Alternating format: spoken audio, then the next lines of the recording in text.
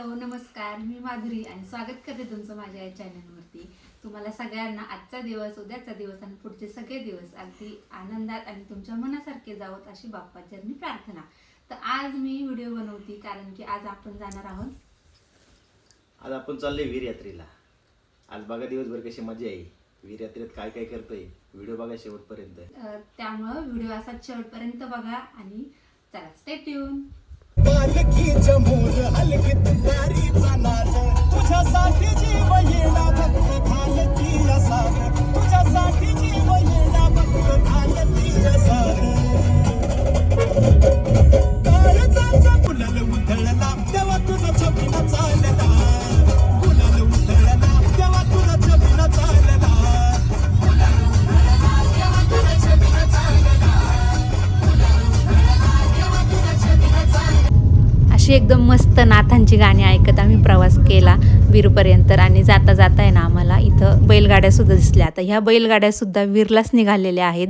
या बैलगाड्या आहे ना मुक्कामी येतात, अशी यांची खूप जुनी परंपरा आहे बरं का। ह्या गाडा मालकसुद्धा बोलतात याला आणि हे आहेत ना मुक्कामी येतात वीरमध्ये यात्रेसाठी। आता वीरमध्ये माझ्या ताईचं घर पण आहे आणि ही माझ्या ताईची मुलगी ज्ञानू, ही अतिशय माझी लाडकी आणि मावशीचं आणि लेकीचं नातं कमी आणि मैत्रिणीचं जास्त नातं आहे आमच्यामध्ये। त्यानंतर मग ताईच्या इथून निघालो आणि आता आम्ही चाललो आहोत पालावरती। आता पाल म्हणजेच तंबू कसे ठोकतात तसेच पाल बांधलेले असतात। आता माझा आजोळ हे कोडीत असल्यामुळे ना आसपासच्या गावाचे आहेत ना सगळ्या गावांची तिथं पाल ठोकून ग्रामस्थ तिथं राहायला आलेले असतात बरं का।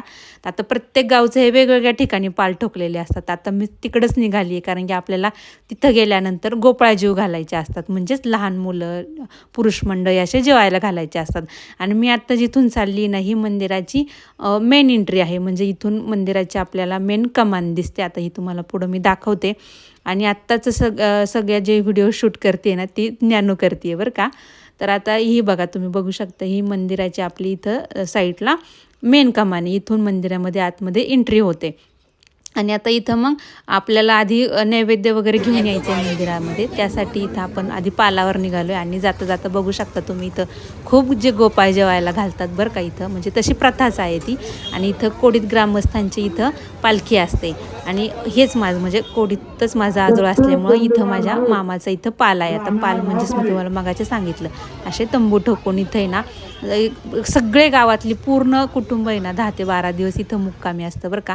तर इथं मी जायच्या आधी आईने नैवेद्य वगैरे भरून ठेवलेले होते। मग आता हे सगळे नैवेद्य घेऊन आम्ही आता मंदिरामध्ये चाललो आहे कारण की आता आम्हाला आता हे सगळं उरकेपर्यंत आहे ना 12 वाजले होते आणि 12:30पर्यंत आहे ना देव आव्हाडात निघतो, मग दर्शन वगैरे काय होत नाही। मग सगळ्यांचं असं ठरलं की आपण आता दर्शन घेऊन येऊयात आधी आणि नंतर मग गोपाळ जीव घालूयात। मग त्यासाठी आता इथं आम्ही सगळेजण मंदिरामध्ये निघालेलो आहोत। आणि आता इथं ही क्लिप आहे ना थोडीशी आडवी झाली बरं का, थोडंसं समजून घ्या।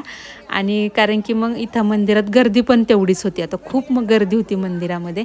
आणि इथून पुढे आहे ना मग आम्ही देवाला नैवेद्य वगैरे इथं दाखवले आणि मंदिरामधले मी जितके काही शूट घेतलेले आहेत ना तर त्या सगळ्या क्लिप्सचा आहे ना मी आवाज म्यूट केलेला नाही का, तर तुम्हालासुद्धा तिथं गेल्यानंतर नाथसाहेबांचे जयघोष, ढोल ताशांचा जयघोष हे सगळं तुमच्या कानावर पडावं, तुम्ही तिथं स्वतः तिथं तुम्ही नाथसाहेबांचं दर्शन घेताय असं तुम्हाला फील व्हावं ना, यासाठी मी क्लिप्सचा आवाज आहे ना म्यूट केलेला नाही आहे। आणि हे सगळं ऐकायला अनुभवायला खरंच एक वेगळी एनर्जीच येते आपल्याला हे सगळं अनुभवल्यानंतर, त्यासाठी मग मी व्हिडिओच्या क्लिप्सचा आहे ना आवाज म्यूट केलेला नाही। आता इथं मग छान पालखीचं पण इथं दर्शन घेतलं आम्हाला, इथं छान दर्शन वगैरे झालं तिथं मंदिरामध्ये गेल्यानंतर। मेन गाभाऱ्यामध्ये म्हणजे दर्शन नाही झालेलं आणि ती परमिशन पण नाही आहे शूट घेण्यासाठी। नंतर मग इथं पालावरती आलो आणि गोपाळ जेवायला घालायच्या आधी डवर पूजण्याचा एक प्रथा म्हणजे विधी येतो, तो आत्ता इथं आपण करतोय। आता इथं डवर पूजून सुरुवात केली आता आपण इथं।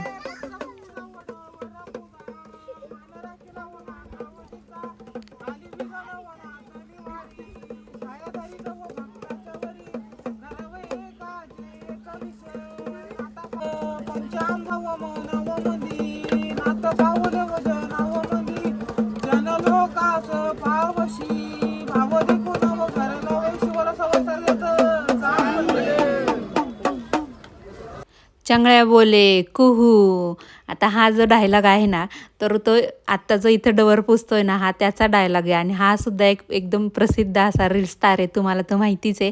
आणि तो सुद्धा इथं नाथांच्या सेवेसाठी अगदी 10-12 दिवस इथं असतो आणि लकीली आम्हाला डवर पुजण्यासाठी तोच भेटला होता. त्यामुळं मग तिथं मग मी हा डायलॉग तुम्हाला मी आत्ता बोलले, तुम्हाला तर माहितीच असेलच. त्यानंतर मग इथं डवर वगैरे पुजून झाल्यानंतर मग गोपाळजीव घातले होते आम्ही. आता हे असे गोपाळजीव घालायचे असतात, म्हणजे लहान मुलं, पुरुष मंडळी ह्यांना सगळ्यांना आधी जेवण घालण्याची एक प्रथा आहे. आणि हे जे 2 इथं चॅम्प्स आहेत ना, 2 छोटेसे, ते इतके ॲक्टिव्ह होते ना, खूप मज्जा केली गोपाळजीव घालताना. नंतर मग गोपाळ जेवल्यानंतर मग आम्ही जेवण केलं सगळ्यांनी, कारण की नंतर परत मंदिरात आपल्याला इथं छबिना बघायला पण जायचं होतं. आणि आता ही बघा, ह्या अशा आसपासच्या गावच्या अशा मानाच्या काठ्या असतात, पालख्या असतात. तर इथं मंदिरात तुम्ही बघू शकता किती गर्दी होती. आणि खरं तर आहे ना, म्हणजे ह्या यात्रेची इतकी उत्सुकता असते ना.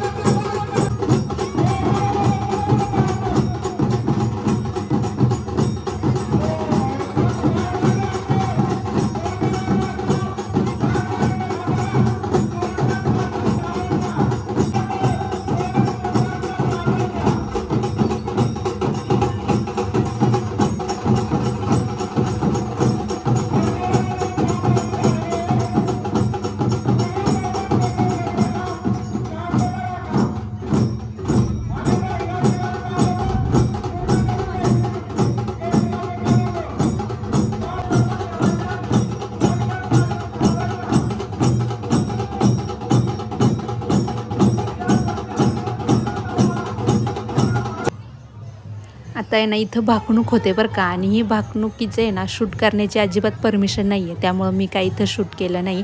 आणि खरं तर आहे ना, या वीर यात्रेच्या माझ्या इतक्या आठवणी आहेत ना, कारण की लहानपणी आहे ना, आता मामाची मुलं, मी एकत्र इथं मुक्कामी राहिलेलो आहोत ना, त्याच्यामुळे एक वेगळीच अशी एक नाही का, एक ओढ आहे यात्रेची. म्हणजे मी तर इतकी वाट बघत असते ना या यात्रेची, कारण की खूप साऱ्या आठवणी आहेत आणि नाथसाहेबांवर अत्यंत म्हणजे अगदी मनापासून श्रद्धा आहे. आणि त्यानंतर मग इथं मंदिरामध्ये आता तुम्ही बघू शकता, अशा मानाच्या काठ्या, पालख्या येतात आणि इतकी खूप म्हणजे खूप गर्दी असते. माझं तर तुम्हाला असं म्हणणं आहे, तुम्ही जर अजून आला नसताल ना, तर नक्की या आणि इथं मंदिरामध्ये दर्शन घेऊन इथं आता आमची मस्ती बघा फक्त तुम्ही. आता ही यात्रेमध्ये ना, इतकी प्रचंड मोठी यात्रा असते ना, तर मी बाकीचं काही शूट केलं नाही बरं का, कारण की ते तर आपण नेहमीच बघतो, पण मंदिरातला सोहळा सहसा बघता येत नाही. त्यामुळे ना, जोपर्यंत नाथांचा गुलाल आपल्याला लागत नाही ना, तोपर्यंत आपल्याला किती जरी भारी कपडे असले ना, तरी त्याला काहीच किंमत नसते. आणि हे माझे अतिशय लाडके आणि उत्साही कार्यकर्ते आहेत बरं का, जे मला नेहमी माझ्या प्रत्येक कामात ते ना मला सपोर्ट करतात. आणि त्यानंतर मग ताईच्या घरी गेलो आणि सगळ्यांनी मग आता निघायची वेळ झाली होती, त्यामुळे आता आम्ही सगळेजण इथून निघालो. चला तर सवाई सर्जाचं चांग भलं. आणि येताना जो काही उत्साह होता ना, तो आता तुम्ही बघू शकता. इथं माझे चिल्ले पिल्ले कसे गाडीतच झोपे गेलेले आहेत ते एकदम, कारण की खूप दमले होते ते यात्रेमध्ये. त्यामुळे चला आता हा व्हिडिओ इथं स्टॉप करते. तुम्हाला माझा व्हिडिओ कसा वाटला मला कमेंट करून नक्की सांगा. चला भेटूयात पुढच्या व्हिडिओमध्ये, तोपर्यंत बाय.